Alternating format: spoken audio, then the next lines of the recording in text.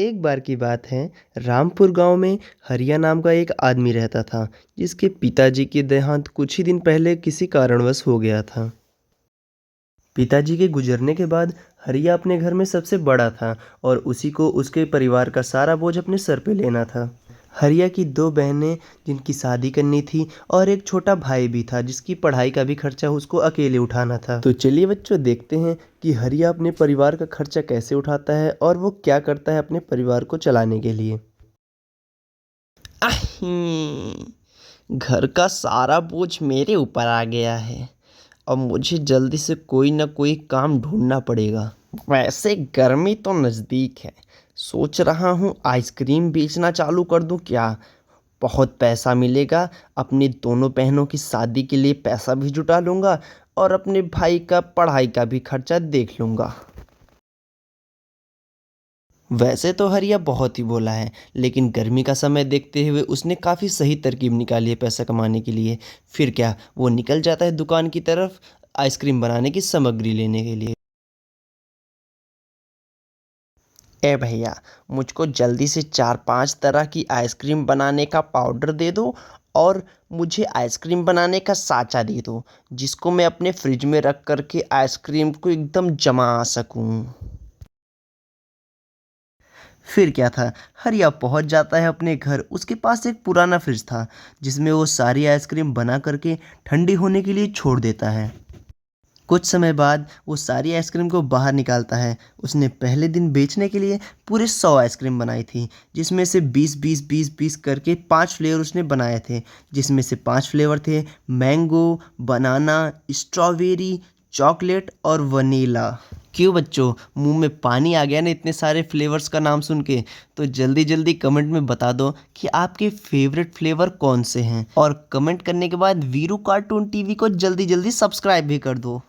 उसके बाद हरिया सारे आइसक्रीम को अपने डब्बे में भरता है आइसक्रीम बेचने वाली गाड़ी में, और उसके बाद निकल जाता है आइसक्रीम को बेचने के लिए दूसरे गांव में।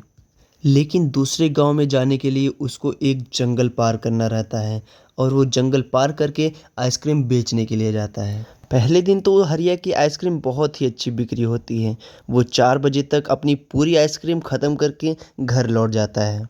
ऐसे ही हरिया पूरे 1 महीने तक लगातार रोज़ 100-100 आइसक्रीम बेचा करता था, और 100 आइसक्रीम बेचने के बाद उसको काफ़ी मुनाफा होता था, जिससे उसने अपने घर को पेंट करवा लिया था। इतना मुनाफा पाने के बाद हरिया सोचता है, रोज रोज 100-100 आइसक्रीम बेच करके तो मज़ा ही आ जाता है। आराम से 3-4 बजे तक तो मैं घर भी आ जाता हूँ।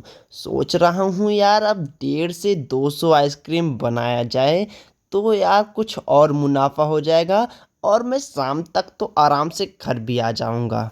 फिर क्या था, हरिया 200 आइसक्रीम बनाता है और अगले दिन फिर से बेचने के लिए निकल जाता है, और हर बार की तरह वो वही जंगल पार करके दूसरे गांव में बेचने के लिए जाता है। लेकिन इस बार कहानी थोड़ी अलग थी। हरिया को 200 आइसक्रीम बेचते बेचते रात हो जाती है, और अभी भी 10 आइसक्रीम पूरे बचे हुए थे। हरिया को आइसक्रीम बचने से कोई दिक्कत नहीं थी, बल्कि हरिया को तो डर इस बात का लग रहा था कि इतना अंधेरा हो चुका है और हरिया को जंगल के रास्ते से घर जाना था, और गांव वाले कहते हैं कि इस जंगल में एक राक्षस रहता है, और इसी बात से हरिया बहुत घबरा रहा था।